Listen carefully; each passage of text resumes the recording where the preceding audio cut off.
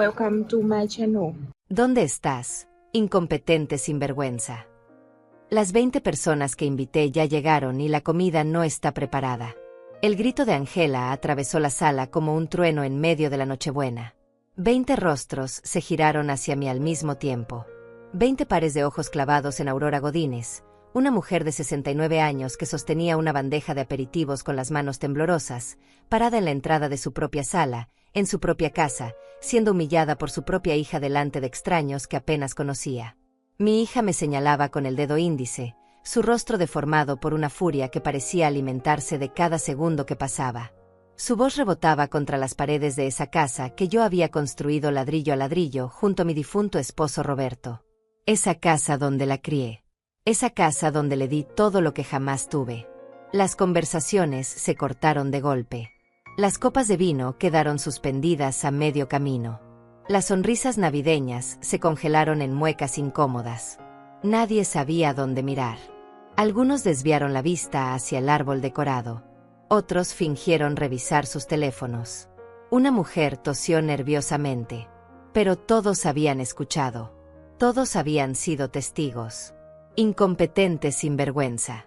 Esas palabras quedaron flotando en el aire como humo tóxico. Sentí como cada una se clavaba en mi pecho, en mi dignidad, en los 69 años de vida que llevaba cargando con orgullo hasta ese momento. Mis piernas temblaron.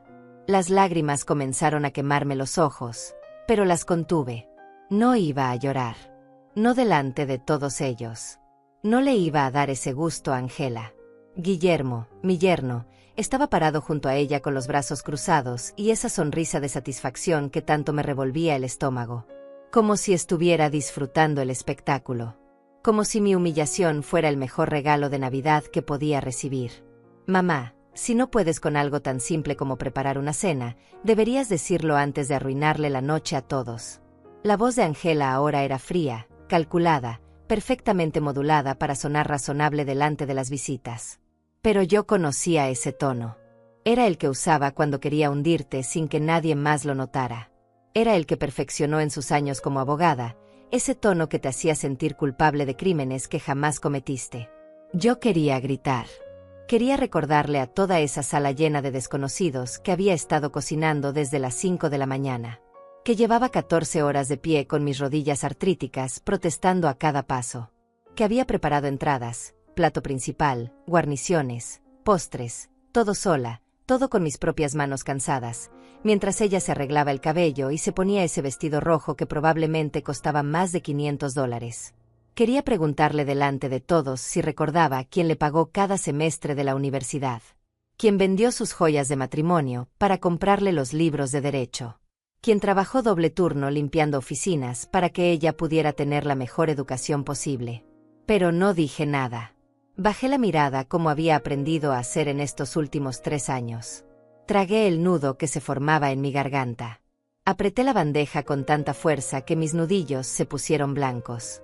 Y caminé hacia la cocina mientras escuchaba cómo Angela retomaba su papel de anfitriona perfecta. Disculpen a mi madre. Ya saben cómo son las personas mayores. A veces se confunden con las cantidades y el tiempo. Es parte de la edad. Risas incómodas. Murmullos de comprensión. Alguien dijo algo sobre su propia madre y los problemas de memoria. La conversación siguió como si nada hubiera pasado. Como si yo no acabara de ser destrozada en pedazos delante de 20 extraños en la víspera de Navidad. En la cocina, apoyé la bandeja sobre el mesón y cerré los ojos. Mis manos no dejaban de temblar. El calor del horno todavía llenaba el espacio, mezclándose con el olor del pavó que había estado marinando desde la noche anterior. A mi alrededor había pilas de platos sucios, ollas por lavar, restos de ingredientes esparcidos por todas partes. El resultado de un día entero de trabajo que Angela acababa de reducir a nada. ¿Cómo llegué hasta aquí? Esa pregunta golpeaba mi cabeza una y otra vez mientras trataba de recuperar el aliento. ¿Cómo permití que mi propia hija me convirtiera en esto? En una sombra dentro de mi propia casa. En una empleada sin sueldo y sin respeto. En un estorbo del que había que disculparse delante de las visitas. 3 años atrás, todo era diferente. Angela llegó a mi puerta con Guillermo y sus 2 hijos pequeños, Sofía de 5 años y Mateo de 3. Mamá, Necesitamos quedarnos contigo solo unos meses. Solo mientras encontramos algo más grande. Tú sabes cómo está el mercado inmobiliario. Los alquileres están imposibles. Apenas vamos a comenzar a juntar para el enganche de una casa propia. Y yo, como la tonta que fui, abrí las puertas de par en par. Claro que sí, hija. Esta siempre será tu casa. Quédense todo el tiempo que necesiten. Vamos a estar bien. Somos familia. Qué ciega estuve. Los meses se convirtieron en un año. El año se convirtió en 2. Y luego en 3. Y en algún momento del camino, sin que yo pudiera señalar exactamente cuándo sucedió, dejé de ser la madre y me convertí en la sirvienta. Ángela trabajaba hasta tarde en su bufete de abogados, así que yo preparaba la cena. Guillermo viajaba constantemente por negocios, así que yo cuidaba a los nietos. La casa era grande, así que yo limpiaba cada rincón. Ellos tenían vidas ocupadas e importantes, reuniones, clientes, compromisos sociales, así que yo me encargaba de todo lo demás. La ropa, las compras, los platos, los baños, el jardín, todo. Y cada vez que mi cansancio se asomaba, cada vez que trataba de decir que necesitaba un descanso, Ángela tenía una respuesta perfectamente ensayada. Ay, mamá, solo te estoy pidiendo un favor pequeño. Mamá, pensé que te gustaba pasar tiempo con tus nietos. Mamá, no es para tanto. Solo es un poco de ayuda. Mamá, a tu edad no es que tengas mucho más que hacer de todas formas. Y yo asentía. Porque así me habían enseñado. Porque una madre siempre ayuda. Porque la familia es lo primero. Porque mis propias necesidades podían esperar. Siempre podían esperar.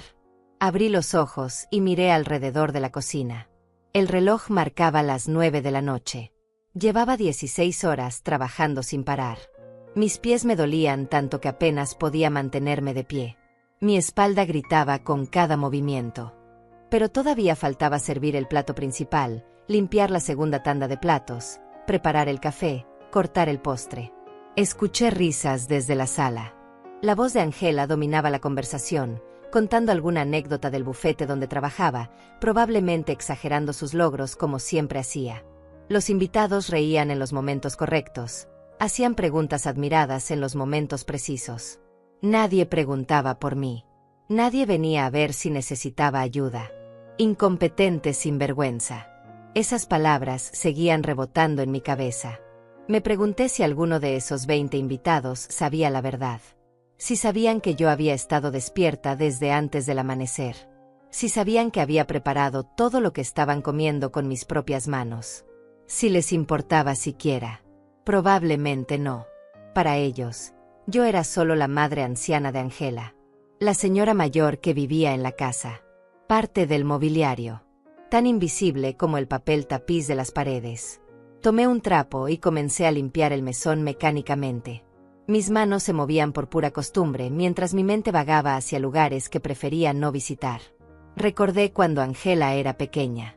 Cuando me abrazaba antes de dormir y me decía que yo era la mejor mamá del mundo. Cuando me hacía dibujos en la escuela y los pegaba orgullosa en el refrigerador.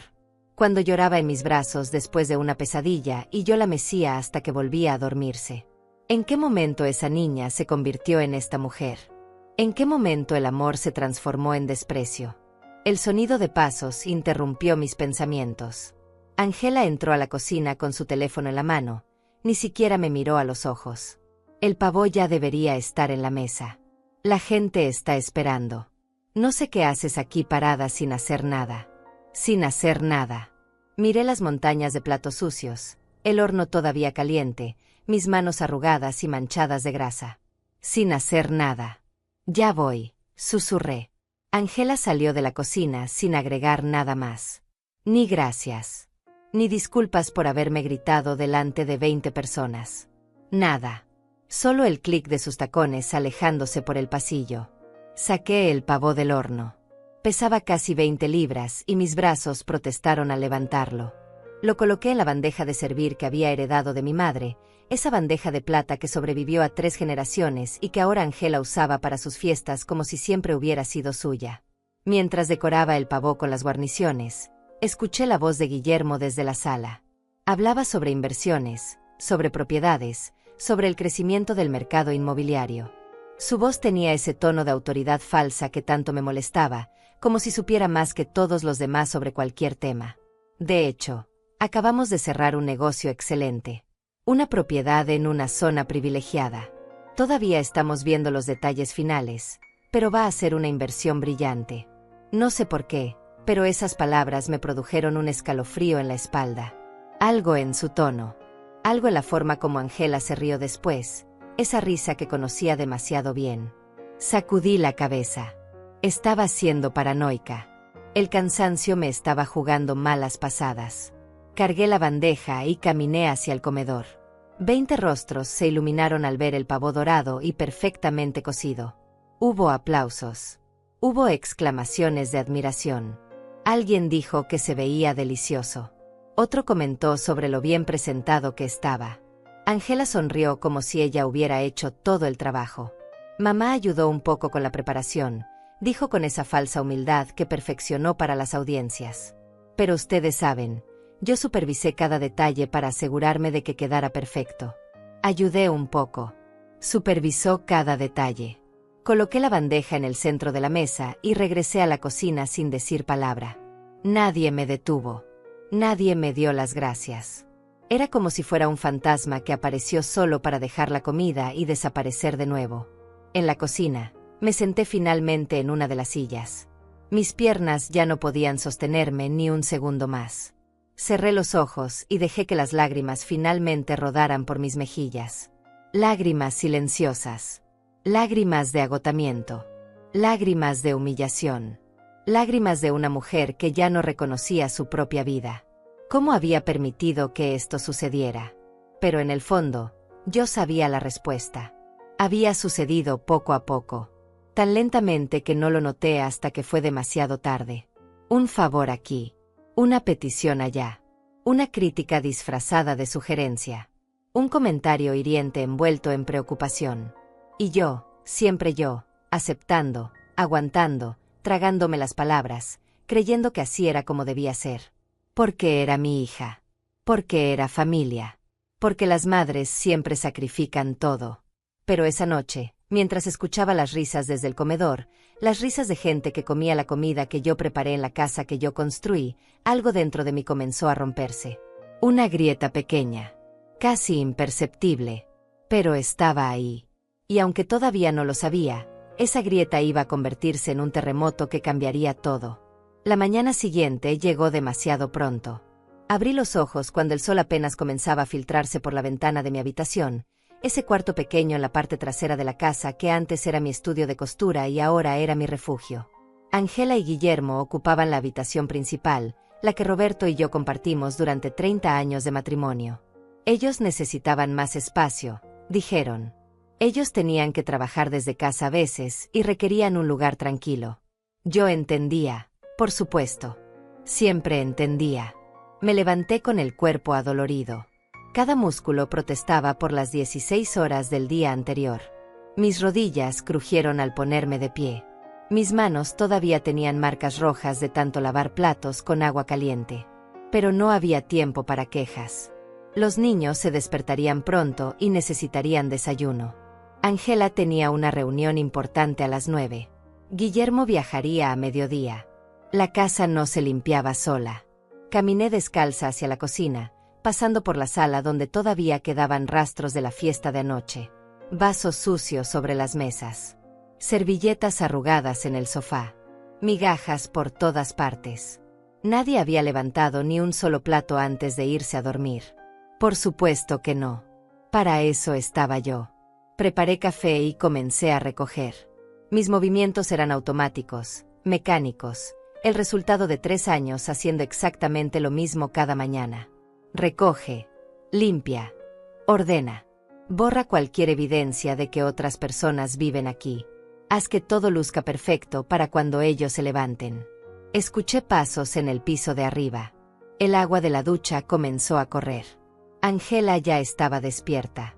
En 20 minutos bajaría esperando encontrar su desayuno listo, su café exactamente como le gustaba, el periódico doblado junto a su plato. Y si algo faltaba, si algo no estaba en su lugar preciso, tendría ese comentario preparado. Mamá, ¿qué hiciste toda la mañana? No es tan difícil tener las cosas listas. Batí huevos. Calenté la sartén. Saqué el jamón del refrigerador. Pan tostado. Jugo de naranja recién exprimido. Fruta cortada. Todo presentado perfectamente cuando Angela entró a la cocina 20 minutos después, impecable en su traje gris de $2000, su cabello perfecto, su maquillaje sin una sola falla. No me miró. Tomó su café, revisó su teléfono, mordió el pan tostado mientras sus dedos volaban sobre la pantalla respondiendo correos. Yo era parte del paisaje, tan relevante como la cafetera o el tostador. Mamá, los niños tienen clase de natación a las 4. No olvides llevarlos. Y Sofía necesita que le compres el material para su proyecto de ciencias. Aquí está la lista. Dejó un papel sobre la mesa sin siquiera voltear a verme. Siguió comiendo, siguió revisando su teléfono. Ni buenos días. Ni gracias. Ni siquiera un reconocimiento de que yo existía más allá de ser útil. ¿Y la cena de esta noche? Angela, yo necesito ir al médico. Llevo 3 meses tratando de conseguir esa cita para mis rodillas. Ella suspiró. Ese suspiro largo y exagerado que reservaba para cuando yo me atrevía a tener necesidades propias. Mamá, es martes. Ya sabes que los martes Guillermo invita a sus socios a cenar. Es importante para su carrera. No puedes cancelar ahora. El médico puede esperar. Tus rodillas han estado así durante años. Una semana más no hará diferencia. Pero han pasado 3 meses desde que... Mamá, por favor. No tengo tiempo para esto ahora. Tengo una reunión crucial en 1 hora. ¿Puedes solo una vez pensar en alguien más aparte de ti misma? Sus palabras me golpearon como piedras. Pensar en alguien más aparte de mí misma. Yo, que llevaba 3 años pensando únicamente en ellos. Yo, que había cancelado esa misma cita médica 4 veces porque siempre había algo más importante. Siempre había una reunión de Angela. Siempre había un viaje de Guillermo. Siempre había algo que requería que yo estuviera disponible, presente, lista para servir. Está bien, susurré. Llamaré al médico para reprogramar. Angela se levantó, tomó su maletín, lanzó una última mirada a su teléfono. Al salir, se detuvo en la puerta. Ah, y mamá. Sobre lo de anoche. No te lo tomes personal. Es solo que necesitas entender que cuando tenemos invitados, la imagen es importante. No podemos dar la impresión de desorganización. Piensa antes de actuar, ¿sí? Se fue antes de que yo pudiera responder. Escuché el motor de su auto arrancando, alejándose. Y me quedé ahí, parada en mi propia cocina, sosteniendo el papel con la lista de compras para el proyecto de mi nieta, sintiendo como algo dentro de mí se comprimía cada vez más. Sofía y Mateo bajaron media hora después. Ellos al menos me sonrieron. Me abrazaron. Abuela, ¿hiciste panqueques? Sus voces inocentes era lo único que todavía me hacía sentir que valía algo en esta casa. Los serví, los peiné, los preparé para la escuela. Los llevé en mi viejo auto que Angela siempre criticaba. Ese auto es una vergüenza, mamá. ¿Qué van a pensar los otros padres cuando te vean llegar? Pero nunca ofrecía prestarme el suyo. Después de dejar a los niños, fui al supermercado. Compré todo lo necesario para la cena de esta noche. 8 personas. Guillermo y sus socios. Tenía que ser perfecto. Carne de primera calidad. Vino caro. Postres de la pastelería francesa que cobraba $30 por una tarta pequeña. Pagué con mi propia pensión. Los $450 que recibía cada mes por los años que trabajé limpiando oficinas. Angela nunca dejaba dinero para la comida. Asumía que yo lo cubriría. Al fin y al cabo, vivía en su casa. Lo menos que podía hacer era contribuir. En la fila para pagar, vi a Ignacia, mi vecina de toda la vida. 71 años, viuda como yo, pero con una luz en los ojos que yo sentía que había perdido hace tiempo. Aurora, hija, te ves agotada. ¿Estás bien? Estoy bien, Ignacia. Solo un poco cansada. Ella me miró con esos ojos que veían demasiado. Ese poco cansada tuyo ya lleva 3 años. ¿Cuándo vas a decirme la verdad? No sé de qué hablas. Ignacia tomó mi mano. Sus dedos cálidos apretaron los míos con ternura. Sé lo que está pasando en esa casa, Aurora. Todo el vecindario lo sabe. Los gritos. La forma como te tratan. Anoche escuché cuando tu hija te gritó delante de todos esos invitados. Las ventanas estaban abiertas. Sentí como mi rostro se encendía de vergüenza. Era mi hija. Es complicado. No, no es complicado. Es abuso. Y tú lo sabes. Sus palabras quedaron flotando entre nosotras. Abuso. Esa palabra que yo había evitado durante 3 años. Esa palabra que me negaba a aplicar a mi propia situación porque las madres no son abusadas por sus hijos. Las madres son amadas. Las madres son respetadas. Las madres reciben gratitud por todo lo que hicieron. ¿Verdad? Ignacia, por favor. No quiero hablar de esto aquí. Entonces ven a mi casa esta tarde. Tómate un café conmigo. Habla conmigo. No puedes seguir así, Aurora. Te estás desvaneciendo. Cada día te veo un poco más pequeña, un poco más apagada. Esa no es la mujer que conozco desde hace 40 años. Tengo que preparar una cena para 8 personas esta noche. Y los niños. Los niños tienen padres. Padres que deberían estar cuidándolos en lugar de convertirte en su empleada. Aurora, por favor. Solo piénsalo. Asentí sin comprometerme a nada. Pagué mis compras y me fui antes de que Ignacia pudiera seguir presionando. Porque si seguía hablando, si seguía escuchando esa preocupación genuina en su voz, podría empezar a llorar ahí mismo en medio del supermercado. Y no podía permitirme ese lujo. No tenía tiempo para lágrimas. Tenía una cena que preparar. Pasé la tarde en la cocina. Sofía llegó de la escuela y yo le ayudé con su tarea. Mateo necesitaba práctica de lectura. Los llevé a natación a las 4. Esperé 1 hora en el estacionamiento porque Ángela nunca quiso pagar por el servicio de transporte del club. ¿Para qué? Si tú puedes llevarlos, mamá. Tú no haces nada más en las tardes de todas formas. A las 6 de la tarde, la mesa estaba puesta. La carne en el horno. Las guarniciones listas. El vino abierto para que respirara. Yo había subido a cambiarme, ponerme algo presentable porque Guillermo siempre lo pedía. No quiero que mis socios piensen que somos descuidados con las apariencias. Aurora, ponte algo decente. Los socios llegaron a las 7. Guillermo los recibió como el perfecto anfitrión. Ángela apareció minutos después, radiante, jugando su papel de esposa exitosa en la casa perfecta. Presentaron a todos menos a mí. Yo era simplemente la señora que servía la comida, la que llenaba las copas, la que retiraba los platos. Invisible. Uno de los socios, un hombre de unos 50 años con traje azul oscuro, me miró cuando le serví más vino. ¿Y ustedes? Mi madre, interrumpió Ángela antes de que yo pudiera responder. Vive con nosotros. Ya sabe cómo es. A cierta edad necesitan compañía. Compañía. Como si yo fuera una carga.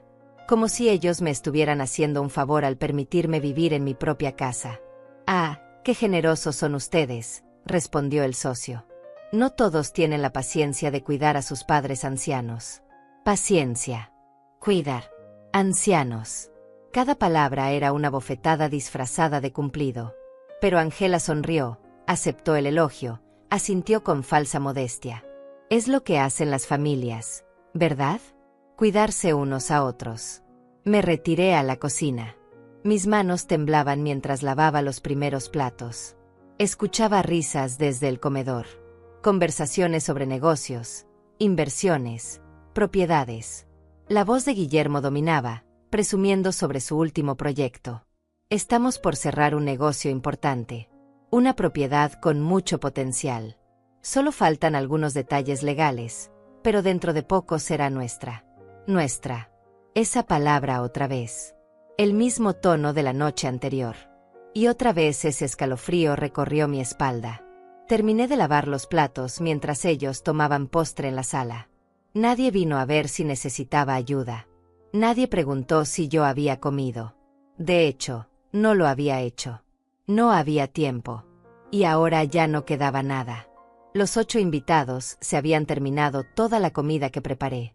A las 11 de la noche, Los socios finalmente se fueron. Guillermo cerró la puerta con satisfacción. Ángela se quitó los zapatos, satisfecha con cómo había resultado la velada. Yo comencé a recoger las copas sucias de la sala. Déjalo para mañana, mamá. Ya es tarde. Pero si lo dejo, mañana se quejarán del desorden. Así que seguí recogiendo.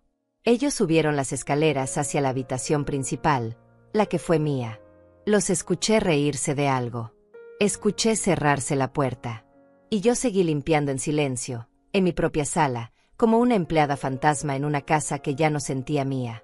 Cuando finalmente terminé y subí a mi pequeño cuarto trasero, eran las 12:30 de la madrugada. Mi cuerpo rogaba por descanso. Pero mi mente no paraba. Las palabras de Ignacia rebotaban en mi cabeza. Abuso. Desvanecimiento. Empleada. Me senté en el borde de la cama y miré alrededor. Este cuarto era apenas más grande que un closet. Mi ropa colgaba en un perchero porque no había espacio para un armario. Mis libros estaban apilados en cajas porque no había estantes. Todas mis cosas, toda mi vida, comprimida en este espacio diminuto mientras Ángela y Guillermo se expandían por el resto de mi casa como si fuera su derecho natural. ¿Cómo permití que esto sucediera? Pero yo sabía cómo. Había sucedido con promesas. Solo unos meses. Mamá. Después de que nos acomodemos, te devolveremos tu habitación. Había sucedido con guilt trips. ¿No quieres ayudar a tu única hija? Después de todo lo que vamos a heredar de ti algún día. Había sucedido con normalización. Cada petición un poco más grande que la anterior. Cada límite cruzado justificado como necesidad temporal. Y ahora llevaba 3 años viviendo como invasora en mi propia casa. Me acosté sin cambiarme de ropa. Demasiado cansada para moverme. Cerré los ojos y dejé que las lágrimas rodaran silenciosamente por mis mejillas, empapando la almohada. Pero en algún lugar profundo dentro de mí, en ese lugar que todavía recordaba quién era Aurora Godínez antes de convertirse en esto, algo comenzaba a despertar. Algo que muy pronto ya no podría seguir dormido. Había una fotografía escondida en el cajón de mi mesita de noche. Una fotografía amarillenta, desgastada en los bordes por haberla tocado tantas veces a lo largo de los años. En ella aparecía yo a los 28 años, con Roberto a mi lado y Ángela en mis brazos. Una bebé de apenas 6 meses que me miraba con esos ojos enormes llenos de confianza absoluta. Yo sonreía en esa foto. Una sonrisa genuina, de esas que nacen desde el alma. Me veía fuerte. Me veía feliz. Me veía completa. Esa mañana, después de otra noche sin dormir bien, saqué la fotografía y la observé durante largo rato. Tratando de recordar a esa mujer. Tratando de entender en qué momento se perdió. Roberto murió cuando Ángela tenía 12 años. Un infarto fulminante que se lo llevó en cuestión de minutos. No hubo tiempo de despedidas. No hubo tiempo de prepararnos. Un día estaba ahí, riendo en la mesa del desayuno, y al día siguiente yo estaba parada frente a su ataúd tratando de explicarle a nuestra hija por qué papá no volvería a casa. Nos quedamos solas. Una viuda de 40 años con una niña de 12 y una montaña de deudas que Roberto había dejado sin que yo lo supiera. La construcción de esta casa nos había costado más de lo planeado. Él había pedido préstamos. Había firmado documentos. Había apostado todo a que su pequeño negocio de carpintería crecería lo suficiente para pagar todo. No creció. Y yo me quedé con las facturas, con los acreedores tocando a la puerta, con una hipoteca que amenazaba con quitarnos el único techo que teníamos. Pero no dejé que eso sucediera. Trabajé en lo que pude. Limpié oficinas de noche. Lavé ropa ajena. Cuidé niños de otras familias mientras la mía esperaba en casa. 2 trabajos. A veces 3. Durmiendo 4 horas por noche durante años. Pero la casa quedó a mi nombre. Completamente pagada. Y Ángela pudo seguir en la misma escuela, con sus mismas amigas, sin que su vida se desmoronara más de lo que ya había sucedido. Vendí mis aretes de oro, los que Roberto me regaló en nuestro aniversario. Vendí mi anillo de compromiso, ese anillo que había pertenecido a su abuela y que significaba tanto para nosotros. Vendí el collar de perlas que heredé de mi madre. Cada pieza de joyería que tenía valor se fue convirtiendo en matrículas escolares, en uniformes, en libros. Cuando Ángela cumplió 18 años y anunció que quería estudiar Derecho, Yo sabía que no teníamos dinero. Mi sueldo apenas alcanzaba para lo básico. Pero miré a mi hija, vi esa determinación en sus ojos, ese sueño de convertirse en abogada, y no pude decirle que no. Tomé un tercer trabajo los fines de semana. Vendí el auto de Roberto que había guardado todos esos años. Pedí un préstamo usando la casa como garantía, esa casa que tanto me había costado salvar. Y pagué cada semestre de su universidad. Cada libro. Cada material. Todo. Ángela era brillante. Se graduó con honores. Consiguió trabajo en uno de los mejores bufetes de la ciudad. Comenzó a ganar en un mes lo que yo ganaba en 6 meses de trabajo. Y yo estaba tan orgullosa, tan feliz de ver que todos esos sacrificios habían valido la pena. Conoció a Guillermo en el bufete. Se casaron 2 años después en una ceremonia que costó $20,000 y que yo ayudé a pagar, aunque Ángela nunca lo mencionó frente a sus amigos. Para ellos, todo lo había pagado ella sola. Yo solo era la madre que estaba sentada en primera fila con un vestido prestado porque no tenía dinero para comprarme uno nuevo. Los primeros años de su matrimonio fueron buenos. Ángela me visitaba cada semana. Me llamaba para contarme sobre su trabajo. Me incluía en sus planes. Todavía me decía te amo cuando colgaba el teléfono. Pero algo cambió cuando nacieron los niños. O tal vez no cambió entonces. Tal vez solo se hizo más evidente. Ángela comenzó a verme diferente. Ya no era su madre. Era un recurso. Una herramienta útil. Alguien disponible para cuidar a los niños cuando las niñeras eran caras. Alguien que podía cocinar cuando ella estaba cansada. Alguien que debía estar agradecida de que la incluyeran en la vida de sus nietos. Y cuando llegaron a mi puerta pidiendo quedarse solo unos meses, yo vi una oportunidad. Una oportunidad de recuperar a mi hija. De estar cerca de mis nietos. De volver a tener una familia bajo el mismo techo. No vi la trampa hasta que ya estaba dentro. Los meses se convirtieron en años. Y en algún momento del camino, Ángela dejó de pedir. Comenzó a exigir. Dejó de agradecer. Comenzó a criticar. Dejó de verme como su madre. Comenzó a verme como un estorbo que tenía la suerte de vivir en su casa. Porque eso era lo que decía ahora. Su casa. Nuestra casa. Cuando hablaba con sus amigas, cuando mostraba fotos en redes sociales, siempre era nuestra hermosa casa. Nunca mencionaba que era mía, que yo la había pagado con sangre y lágrimas durante años después de que Roberto murió. Guardé la fotografía de vuelta en el cajón. Mis manos temblaban. No de vejez. De rabia. De una rabia que había estado enterrando durante 3 años y que ahora comenzaba a abrirse paso hacia la superficie como lava hirviendo. Me levanté y caminé hacia el espejo. La mujer que me miraba desde el otro lado tenía 69 años. Arrugas profundas. Cabello gris. Ojos cansados. Pero por primera vez en mucho tiempo, vi algo más. Vi un destello de esa Aurora de la fotografía. Esa Aurora que sobrevivió a la muerte de su esposo. Que pagó una casa sola. Que crió a una hija sin ayuda. Que nunca se rindió sin importar cuántas veces la vida la tumbara. Esa Aurora todavía estaba ahí. Solo había estado dormida. Pero estaba comenzando a despertar. El descubrimiento llegó 3 días después, un jueves por la tarde cuando el sol entraba oblicuo por las ventanas del estudio que Ángela y Guillermo habían convertido en su oficina personal. Yo estaba limpiando, como siempre. Pasando el plumero por los estantes, recogiendo tazas de café olvidadas, ordenando los papeles dispersos sobre el escritorio. No estaba buscando nada. No estaba husmeando. Simplemente estaba haciendo lo que se esperaba de mí. Limpiar los espacios que ellos ensuciaban. Pero entonces vi la carpeta. Estaba semiabierta sobre el escritorio de Guillermo, con documentos asomándose por los lados. Normalmente no habría prestado atención. Normalmente habría seguido limpiando sin mirar. Pero algo llamó mi atención. Un detalle pequeño, pero imposible de ignorar. Mi nombre. Aurora Godínez estaba escrito en la parte superior del primer documento. En letras grandes. Oficiales. Dejé el plumero. Mis manos se movieron solas, tomando la carpeta, abriéndola completamente. Mis ojos recorrieron el primer papel. Luego el segundo. Luego el tercero. Cada palabra que leía era como un golpe directo al estómago. Escritura de transferencia de propiedad. Evaluación psicológica sugerida para determinar competencia mental. Solicitud de tutela legal por incapacidad. Propuesta de residencia asistida para adultos mayores con deterioro cognitivo. Las palabras bailaban frente a mis ojos. No podía estar viendo esto. No podía ser real. Pero ahí estaba. Negro sobre blanco.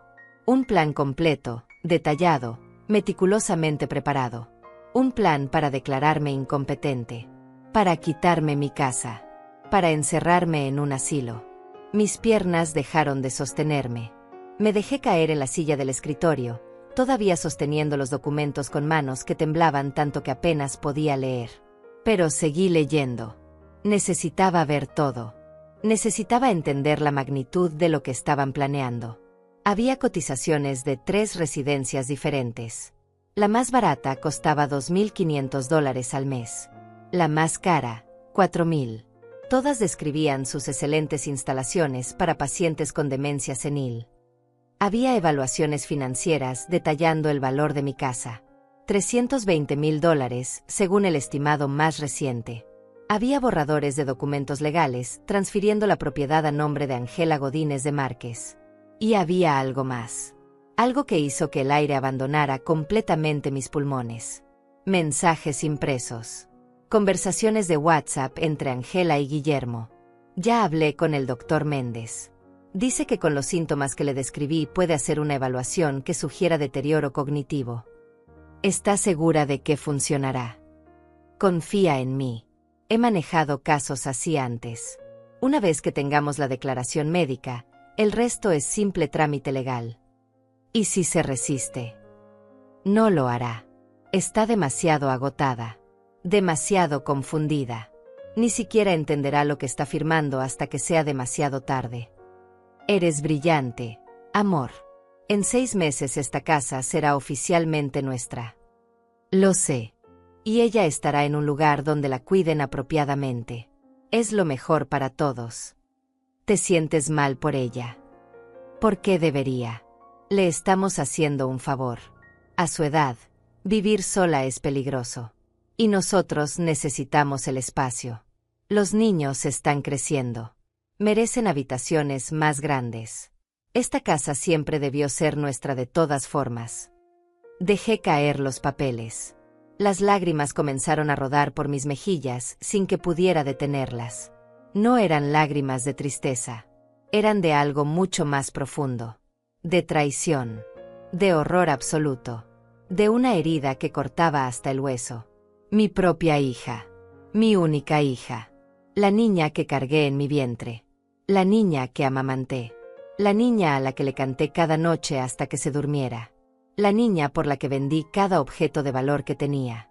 La niña por la que trabajé hasta que mis manos sangraron. Esa niña estaba planeando robarme mi casa y encerrarme como si fuera basura que necesitaba ser descartada. No sé cuánto tiempo me quedé ahí sentada, mirando esos documentos, leyendo y releyendo esas conversaciones, tratando de procesar algo que mi cerebro se negaba a aceptar. Podía escuchar ruidos en otras partes de la casa. Sofía y Mateo jugando en sus habitaciones. El zumbido del refrigerador desde la cocina. La vida continuaba normalmente mientras mi mundo se desmoronaba. Finalmente, me obligué a moverme. Saqué mi teléfono celular, ese teléfono viejo que Ángela siempre criticaba. Tomé fotografías de cada documento, de cada página, de cada mensaje. Mis manos seguían temblando, pero logré capturar todo. No sabía para qué. No sabía qué iba a hacer con estas pruebas. Solo sabía que necesitaba tenerlas. Guardé todo exactamente como lo había encontrado. Cada papel en su lugar. La carpeta semiabierta como estaba antes. Si ellos descubrían que yo sabía, acelerarían sus planes. Y yo necesitaba tiempo. Tiempo para pensar. Tiempo para entender. Tiempo para decidir qué hacer. Salí del estudio con las piernas temblorosas. Caminé hacia la cocina. Necesitaba agua. Necesitaba aire. Necesitaba algo que me anclara a la realidad porque sentía que estaba flotando en una pesadilla de la que no podía despertar. Llené un vaso de agua. Lo bebí de un trago. Llené otro. Mis reflejos en la ventana sobre el fregadero me mostraban a una mujer pálida, con ojos enrojecidos, con una expresión de shock que no podía ocultar. Escuché la puerta del garaje abrirse. El auto de Angela entrando. Ella llegaba temprano hoy. Tenía una videollamada importante desde casa, había dicho esta mañana. Respiré profundo. Me sequé las lágrimas. Me obligué a componer el rostro. Cuando Angela entró a la cocina 2 minutos después, yo estaba pelando papas para la cena con movimientos mecánicos, con la mirada fija en la tabla de cortar. Hola, mamá. ¿Todo bien por aquí? Su voz sonaba tan normal, tan casual, como si no hubiera estado planeando destruir mi vida, como si no hubiera pasado semanas diseñando la forma de robarme todo lo que tenía. Todo bien, respondí sin levantar la vista. Mi voz sonó extrañamente calmada incluso para mí. Bien. Voy a estar en el estudio en una videollamada. No me interrumpas por nada. Es muy importante. Claro. Se fue. La escuché subir las escaleras. Escuché la puerta del estudio cerrarse. Y ahí me quedé, parada en mi cocina. En mi casa. La casa que estaban planeando robarme. Sosteniendo un cuchillo de pelar papas. Mirando la pared. Por primera vez en 3 años. Algo dentro de mí no lloró. No se encogió. No se hizo pequeño. Por primera vez en 3 años, algo dentro de mí rugió. Y ese rugido exigía justicia. Esa noche no dormí. Me quedé acostada en la oscuridad de mi pequeño cuarto, mirando el techo, escuchando los sonidos de la casa que ya no sentía mía. Cada crujido de madera. Cada suspiro del viento contra las ventanas. Cada respiración que tomaba parecía más pesada que la anterior. Las fotografías en mi teléfono ardían como brasas. Las había revisado 20 veces. 30. Cada palabra de esos mensajes quedaba grabada en mi memoria como hierro al rojo vivo. Está demasiado agotada. Demasiado confundida. Esta casa siempre debió ser nuestra de todas formas. Cuando el amanecer comenzó a filtrarse por la cortina raída, yo ya había tomado una decisión. No iba a quedarme quieta. No iba a dejar que esto sucediera. Pero tampoco iba a actuar con impulso. Angela era abogada. Guillermo también. Conocían cada truco legal. Cada vacío. Cada forma de manipular el sistema a su favor. Si iba a pelear, necesitaba estar preparada. A las 7 de la mañana, cuando Angela y Guillermo todavía dormían, me vestí y salí de la casa sin hacer ruido. Caminé las 3 cuadras hasta la casa de Ignacia. Ella abría su puerta apenas pasadas las 6 cada mañana para regar sus plantas, para recibir el periódico, para disfrutar del silencio antes de que el vecindario despertara. Me vio llegar y supo inmediatamente que algo había cambiado. Mi rostro debía reflejar la tormenta que rugía dentro de mí. Aurora. Pasa. Siéntate. No me senté. Me quedé parada en su sala, temblando, y finalmente dejé salir todo. Le conté sobre los documentos, sobre los mensajes, sobre el plan para declararme incapaz y robarme mi casa, sobre los 3 años de abuso que había soportado creyendo que era mi deber como madre. Las palabras salieron como un río desbordado. Todo lo que había guardado durante tanto tiempo finalmente encontró escape. Y cuando terminé, cuando ya no quedaban más palabras, Ignacia me abrazó mientras yo lloraba como no había llorado en años. Ese llanto no era de derrota. Era de rabia. De indignación. De una mujer que finalmente había visto la verdad completa y se negaba a seguir siendo víctima. Ya basta, Aurora, dijo Ignacia cuando mis lágrimas finalmente se calmaron. Ya basta de permitir que te pisoteen. Tienes derechos. Tienes dignidad. Y vas a pelear por ellos. No sé cómo. Ellos son abogados. Yo solo soy. ¿Solo qué? ¿Una mujer que pagó esa casa con su propio sudor? ¿Una madre que sacrificó todo por una hija que resultó ser una víbora? Aurora, escúchame bien. Yo conozco a alguien que puede ayudarte. Se llama Teresa Domínguez. Es abogada especializada en derechos de adultos mayores. Ha manejado casos como el tuyo. Casos de abuso familiar, de fraude patrimonial, de violencia psicológica contra personas mayores. ¿Crees que ella? Sé que ella te ayudará. Dame tu teléfono. Ignacia tomó mi celular y marcó un número que conocía de memoria. Habló con alguien durante 5 minutos. Explicó la situación en términos claros y directos. Cuando colgó, me miró con determinación. Teresa puede recibirte mañana a las 10 de la mañana. Su oficina está en el centro. Yo te acompaño. Pero Ángela va a preguntar dónde estoy. Siempre pregunta. Siempre necesita algo. Entonces miente. Dile que tienes cita médica. Dile que vas a comprar algo. Aurora, tienes que empezar a construir tu propia vida fuera de esa prisión. Y empieza ahora. Asentí. Por primera vez en 3 años, iba a hacer algo sin pedir permiso. Iba a ir a algún lado sin explicar cada detalle. Iba a tomar el control de mi propia existencia. Regresé a casa antes de que Ángela despertara. Preparé el desayuno como siempre. Serví el café como siempre. Actué como siempre. Pero algo había cambiado. Yo había cambiado. Y aunque ellos no lo sabían todavía, el terreno bajo sus pies acababa de volverse inestable. Al día siguiente, le dije a Ángela que tenía cita médica para mis rodillas. Ella apenas levantó la vista de su teléfono. Bien. Pero regresa antes de las 2. Tengo una reunión virtual y los niños necesitan almuerzo. Claro. Ignacia me recogió a las 9:30. Manejó en silencio mientras yo miraba por la ventana, tratando de calmar los nervios que amenazaban con paralizarme. ¿Qué estaba haciendo? ¿De verdad iba a enfrentar a mi propia hija? ¿De verdad iba a acusarla legalmente de intentar robarme?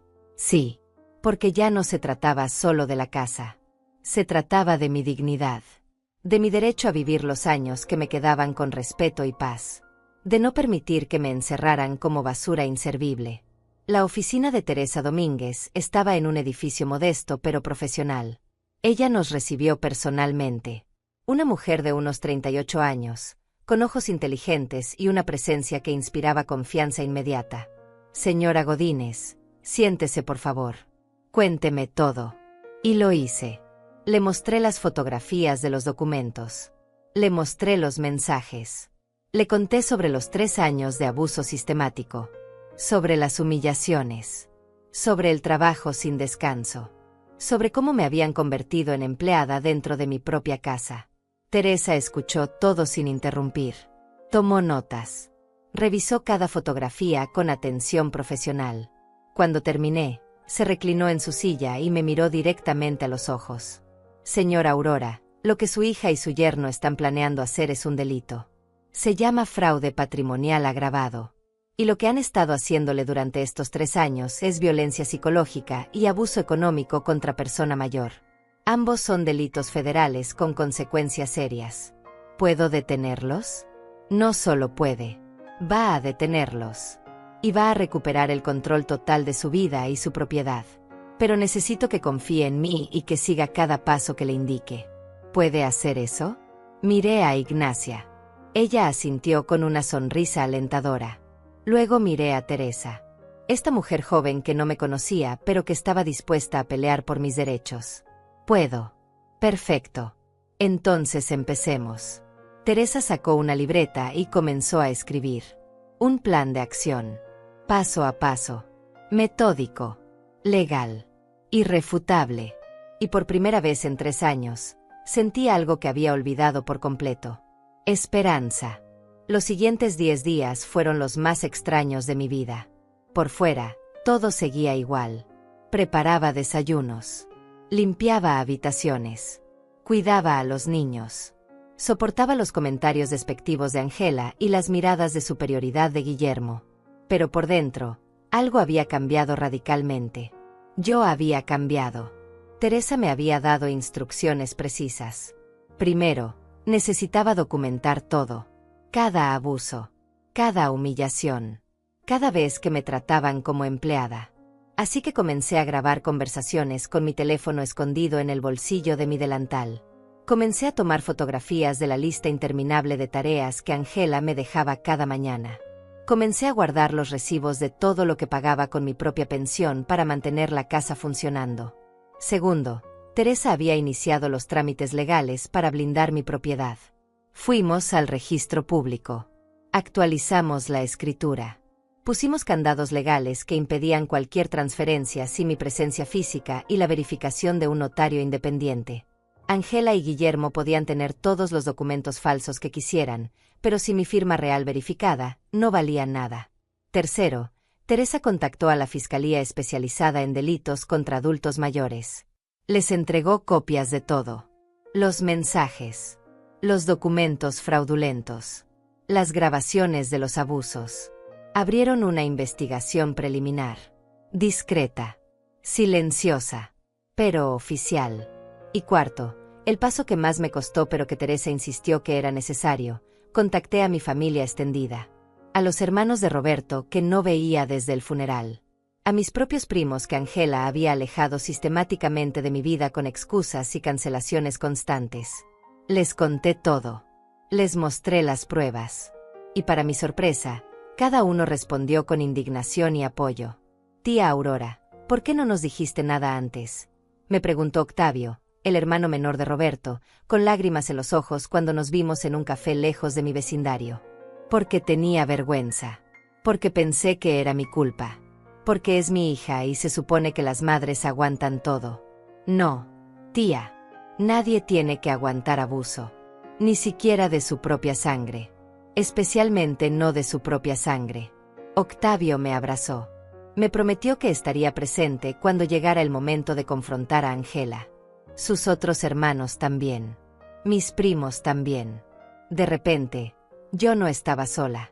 Tenía un ejército silencioso preparándose en las sombras. El día de la confrontación llegó 2 semanas después del descubrimiento.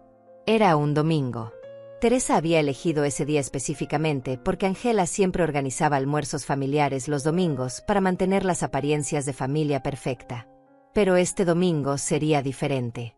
Le había dicho a Ángela que había invitado a algunos familiares. Ella puso los ojos en blanco, pero aceptó. Mientras más gente vea lo bien que vivimos, mejor, había dicho con esa sonrisa falsa que ya no me engañaba. No tenía idea de quiénes vendrían realmente ni por qué. A las 12 del mediodía comenzaron a llegar. Octavio con sus 2 hermanos. Mis primos Alfredo y Olga. La hermana de Roberto que vivía en otro estado, pero había volado especialmente para esto. E Ignacia, por supuesto. Mi roca. Mi testigo de todo. Ángela los recibió con sorpresa mal disimulada. Mamá, no sabía que habías invitado a tanta gente. No tengo suficiente comida preparada. No te preocupes, hija. No vinieron a comer. El tono de mi voz hizo que todos en la sala se quedaran quietos. Era un tono que Ángela nunca había escuchado de mí. Firme. Claro. Sin temblor. Sin disculpas. Guillermo bajó las escaleras en ese momento. Se detuvo al ver la cantidad de personas en la sala. ¿Qué está pasando aquí? Siéntense, dije. Los 2. Ahora. Algo en mi expresión debió asustarlos porque obedecieron. Ángela y Guillermo se sentaron en el sofá, sus rostros reflejando confusión mezclada con un primer atisbo de preocupación. Saqué mi teléfono. Abrí la carpeta de fotografías. Y comencé a hablar. Hace 2 semanas encontré algo interesante mientras limpiaba el estudio. Documentos. Mensajes. Un plan completo para declararme mentalmente incapaz, robarme mi casa y encerrarme en un asilo. El color abandonó el rostro de Ángela. Guillermo se puso rígido. Mamá, yo puedo explicar. No. Tú te callas y escuchas. Durante 3 años me convertiste en tu sirvienta. Me humillaste. Me explotaste. Me trataste como basura en mi propia casa. Y ahora descubro que todo era parte de un plan para robarme lo único que tengo. Mi voz no temblaba. Las lágrimas que había derramado durante semanas ya no existían. Solo quedaba hielo. Hielo puro y duro. Le pasé el teléfono a Octavio. Él proyectó las imágenes en la televisión de la sala. Los documentos. Los mensajes. Todo. Cada palabra que Ángela y Guillermo habían escrito quedó expuesta delante de toda la familia. Ángela trató de levantarse. Esto es privado. No tienen derecho. Siéntate, ordenó Octavio con una voz que no admitía réplica.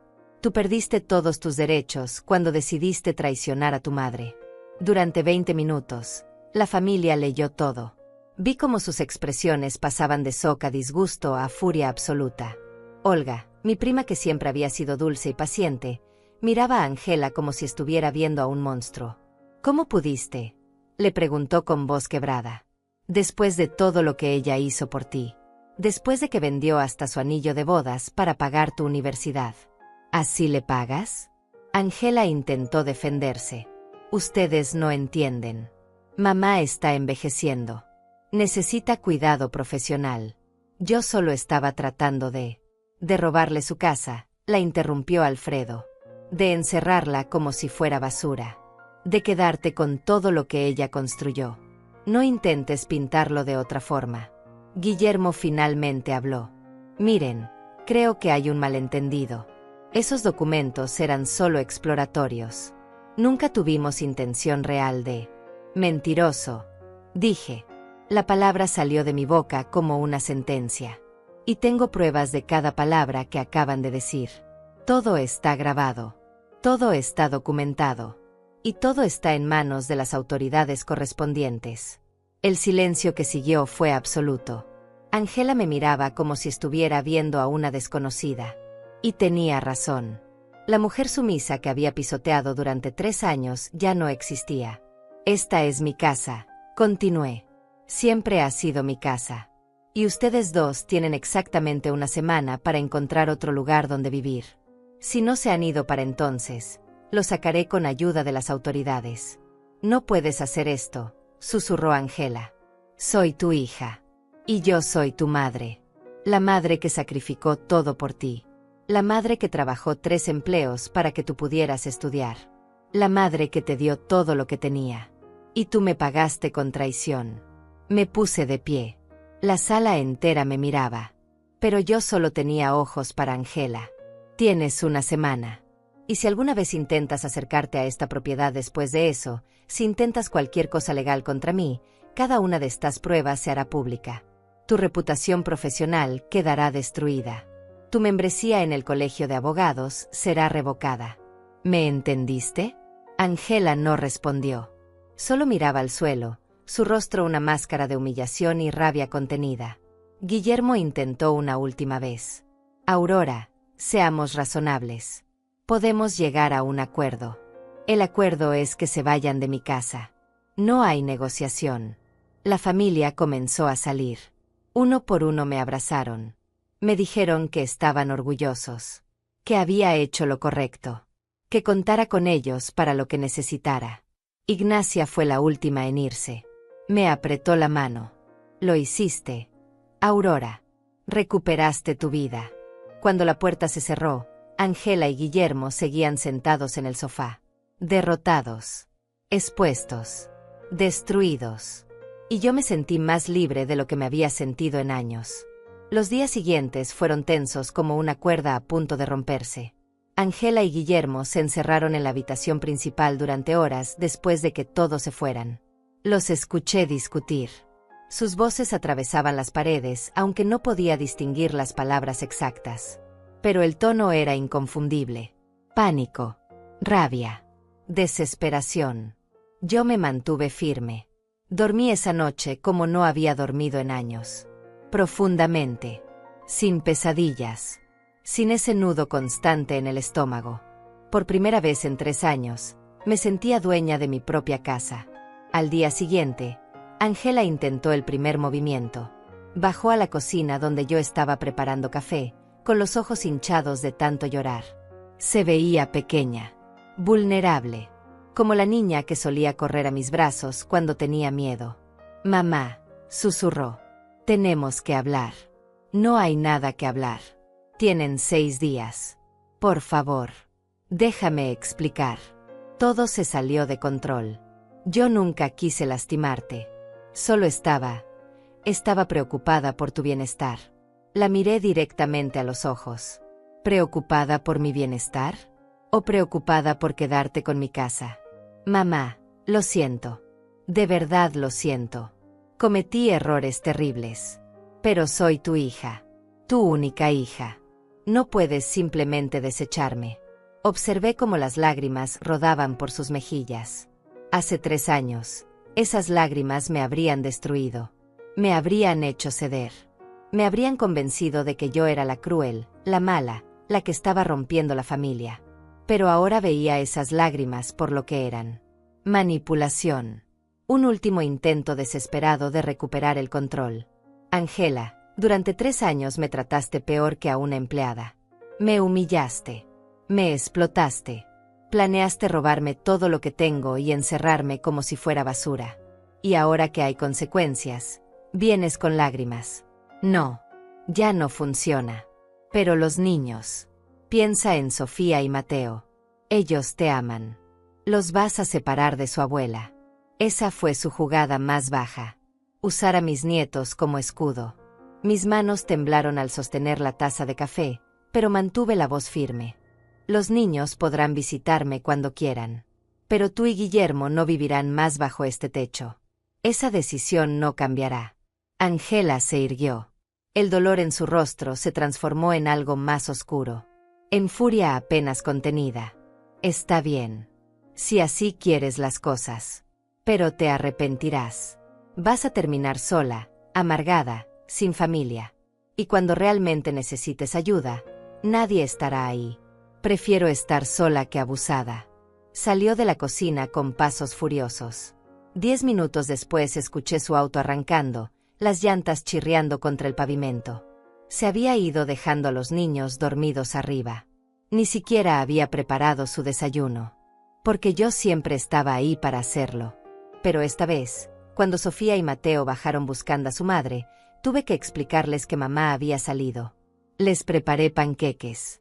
Los llevé a la escuela. Hice todo lo que siempre hacía. Porque ellos eran inocentes en este desastre. Durante los siguientes días, Angela intentó diferentes tácticas. Primero fue el ataque emocional.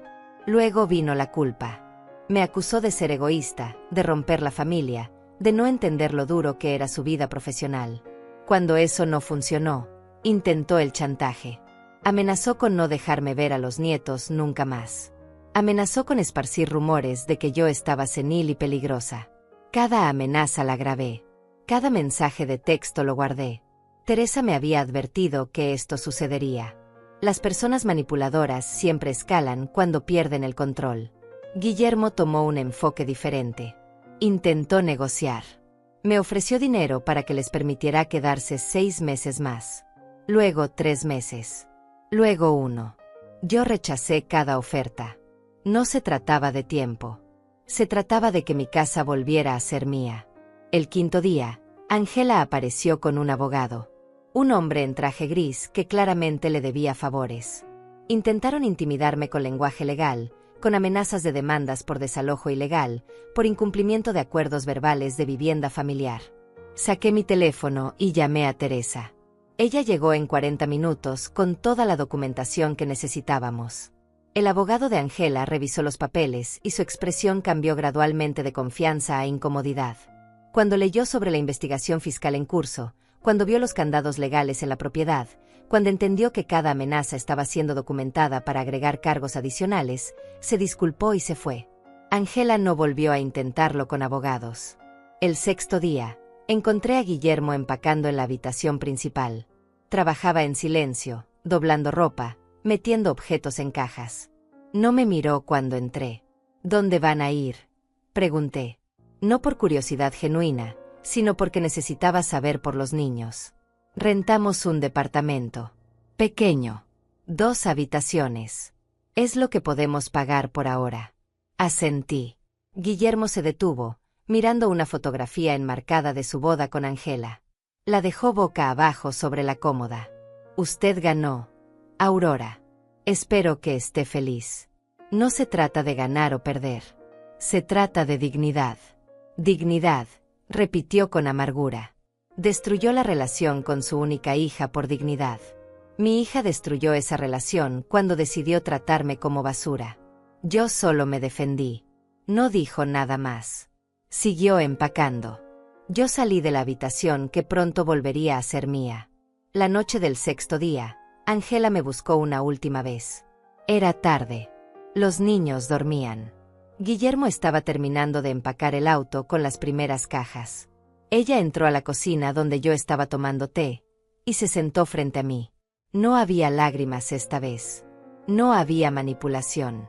Solo agotamiento. No voy a pedirte perdón, dijo con voz plana, porque sé que no lo aceptarías. Y probablemente tengas razón en no hacerlo. Permanecí en silencio, esperando. Pero necesito que entiendas algo. Yo no siempre fui así. No siempre fui esta persona que te lastimó. En algún momento del camino, me perdí. El trabajo, la presión, el dinero, mantener las apariencias. Todo se volvió más importante que las personas. Más importante que tú. Eso no justifica nada. Lo sé. Pero quiero que sepas que la niña que me crió, esa niña que te amaba con todo su corazón, todavía existe en algún lugar. Solo que quedó enterrada bajo años de ambición y egoísmo. La miré. Busqué en sus ojos algún rastro de sinceridad genuina. Encontré algo.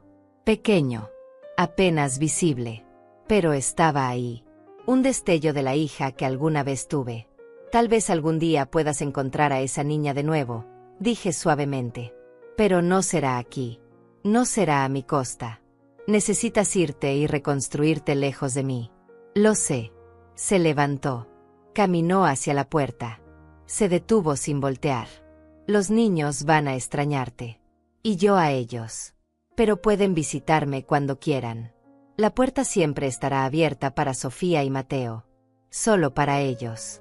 Entiendo. Salió. La escuché subir las escaleras una última vez. Escuché voces apagadas. Pasos. El sonido de más cajas siendo cargadas. Y en la mañana del séptimo día, cuando desperté, la casa estaba en silencio. Un silencio diferente. Un silencio de paz. Se habían ido. Las primeras semanas después de que se fueron extrañas. La casa se sentía demasiado grande y demasiado silenciosa al mismo tiempo. Me despertaba temprano por costumbre, lista para preparar desayunos que nadie iba a comer. Me encontraba limpiando habitaciones que ya estaban limpias. Mis manos buscaban tareas que ya no existían. Pero lentamente, muy lentamente, comencé a redescubrir lo que significaba vivir en mi propia casa. Recuperé la habitación principal. La que Roberto y yo compartimos durante 30 años de matrimonio.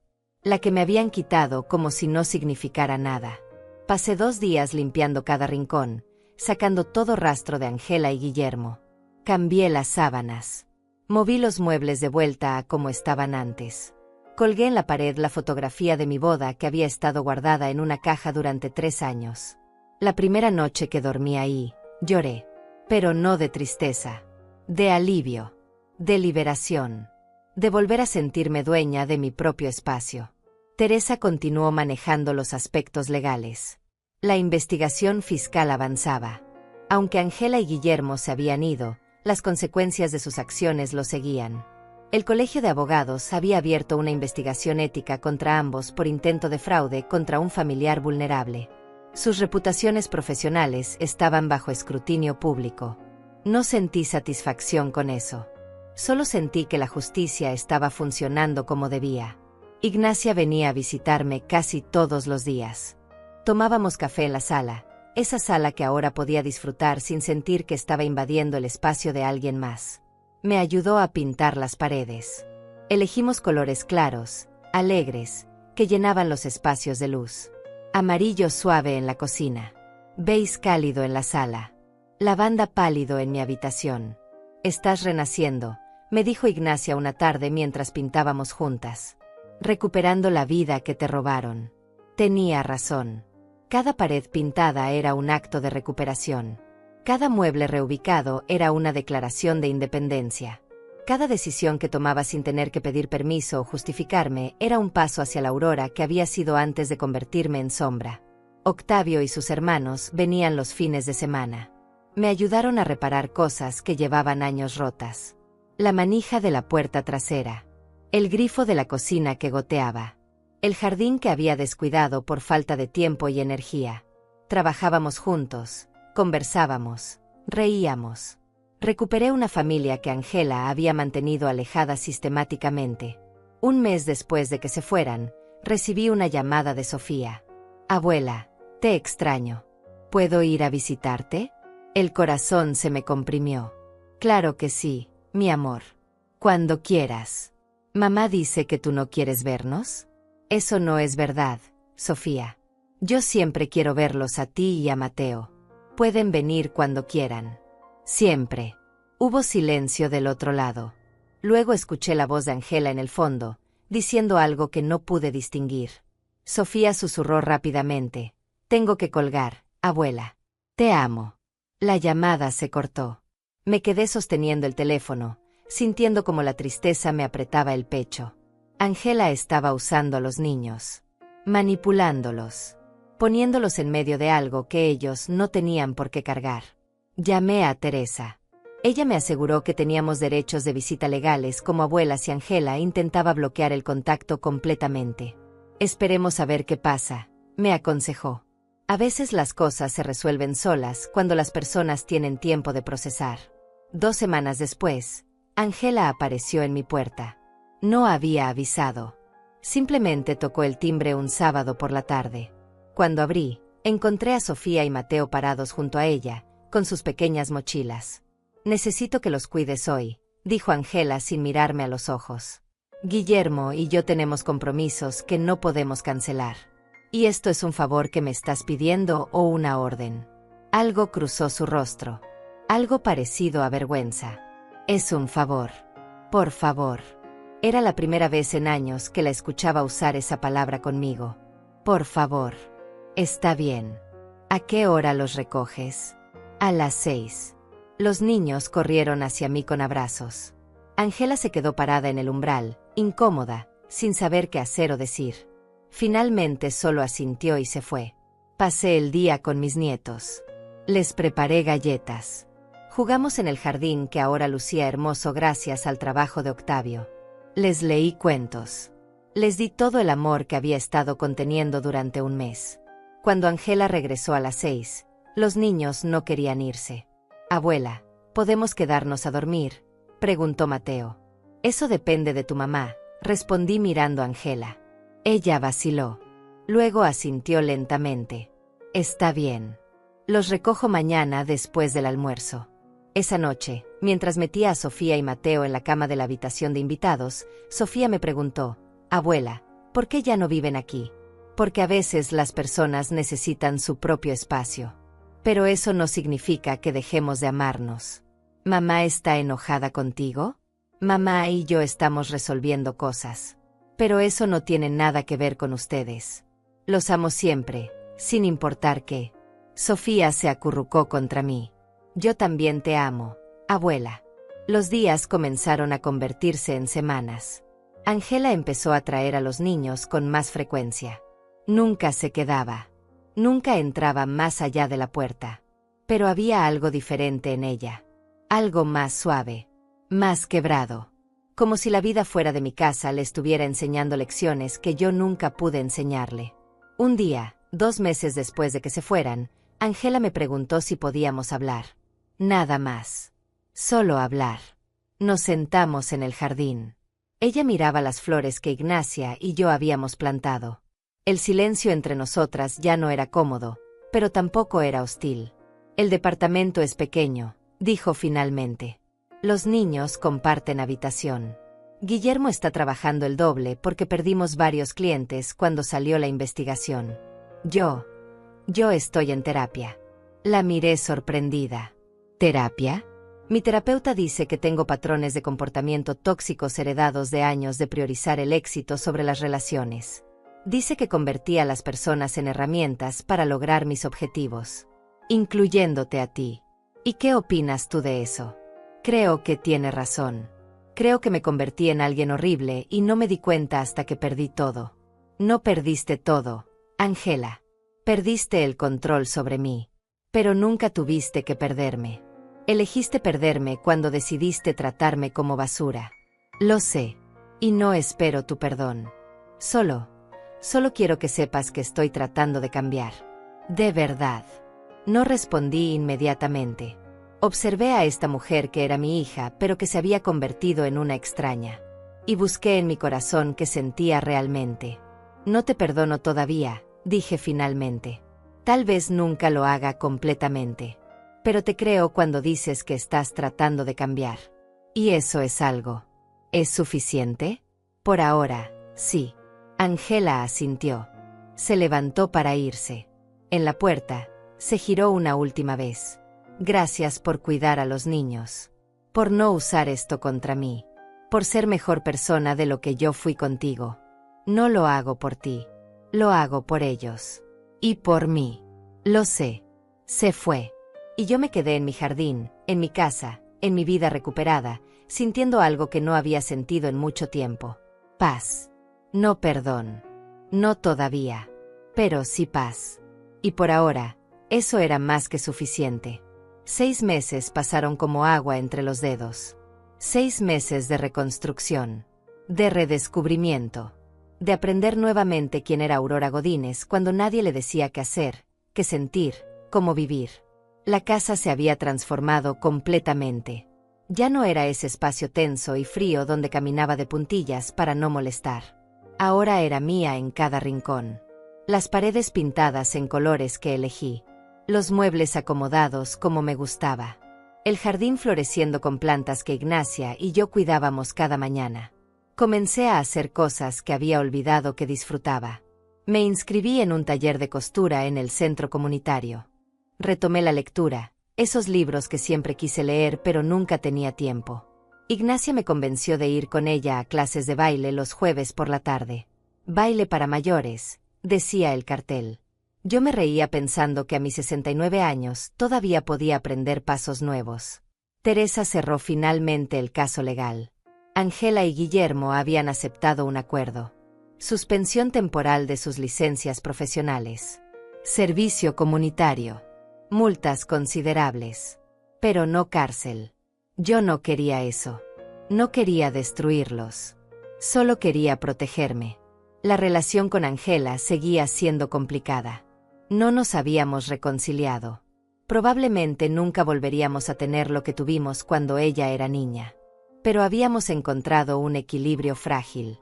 Ella traía a los niños 2 veces por semana. A veces se quedaba unos minutos para tomar café. Nunca hablábamos de lo que pasó. Era demasiado pronto. Demasiado doloroso todavía. Pero había momentos. Pequeños momentos donde yo veía destellos de la hija que alguna vez conocí. Cuando me agradecía por cuidar a los niños. Cuando me preguntaba cómo estaba mi salud sin que sonara a obligación. Cuando sus ojos se llenaban de algo parecido al arrepentimiento genuino. No sé si algún día podré perdonarla completamente. El daño fue profundo. Las cicatrices seguirían ahí durante años. Pero estaba aprendiendo que perdonar no significaba olvidar. Y que reconstruir no significaba volver a ser lo que éramos antes. Una tarde de noviembre, mientras caminaba por el mercado del centro comprando verduras para la cena, la vi. Ángela estaba al otro lado de la calle, saliendo de un edificio que reconocí como las oficinas del servicio comunitario donde cumplía sus horas obligatorias. Se veía cansada. Su ropa ya no era de diseñador. Su cabello estaba recogido en una cola simple. Las arrugas alrededor de sus ojos parecían más pronunciadas. Nuestras miradas se cruzaron. Por un momento ninguna se movió. Luego ella levantó la mano en un saludo tímido.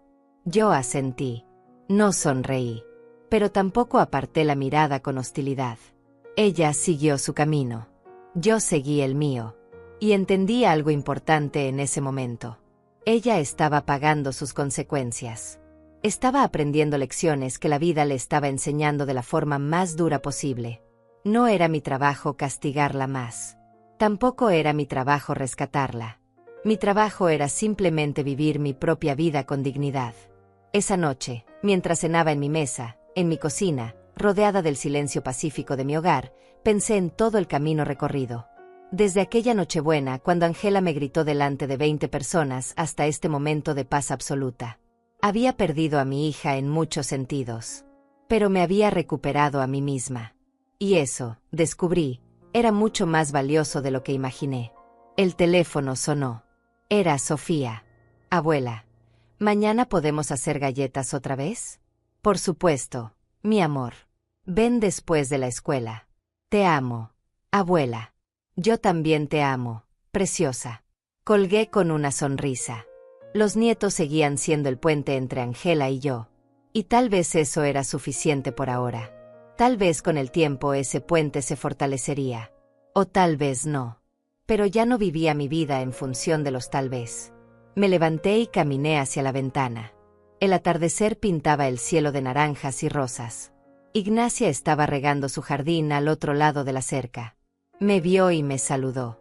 «Mañana vamos al baile, ¿verdad?», gritó. «Por supuesto», respondí riendo. Miré alrededor de mi sala. Las fotografías en las paredes. Los cojines que elegí. Las cortinas que cosí yo misma en el taller. Cada objeto contaba la historia de mi recuperación. De mi renacimiento. Tenía 69 años. Muchos dirían que era demasiado vieja para empezar de nuevo. Pero yo había aprendido algo fundamental en estos meses. Nunca es tarde para recuperar tu dignidad. Nunca es tarde para poner límites. Nunca es tarde para decir basta y reconstruir tu vida según tus propios términos. Había sido madre. Había sido esposa. Había sido víctima. Había sido invisible. Pero ahora era simplemente Aurora. Aurora Godínez. Una mujer de 69 años que había peleado por su derecho a existir con respeto. Que había enfrentado a su propia hija cuando fue necesario. Que había dicho no cuando el mundo esperaba que dijera sí. Y eso me hacía sentir más fuerte de lo que me había sentido en décadas. Cerré las cortinas y me preparé para dormir. En mi habitación. En mi cama. En mi casa. Mañana sería otro día. Con sus desafíos. Con sus incertidumbres. Con la posibilidad de que Angela tocara la puerta pidiendo algo o simplemente para ver a sus hijos. Pero ya no tenía miedo. Porque había aprendido la lección más importante de todas. El amor verdadero no exige sacrificio constante. El amor verdadero no pide que te conviertas en sombra. El amor verdadero respeta, honra, valora. Y si alguien no podía darme eso, entonces no merecía mi presencia en su vida. Ni siquiera si ese alguien llevaba mi sangre. Me acosté y cerré los ojos. Por primera vez en años, dormí profundamente. Sin pesadillas. Sin nudos en el estómago. Sin ese peso constante de sentir que nunca era suficiente. Porque finalmente había entendido la verdad más liberadora de todas. Yo siempre había sido suficiente. Solo necesitaba creerlo. Y ahora lo hacía. Con cada fibra de mi ser, finalmente lo creía.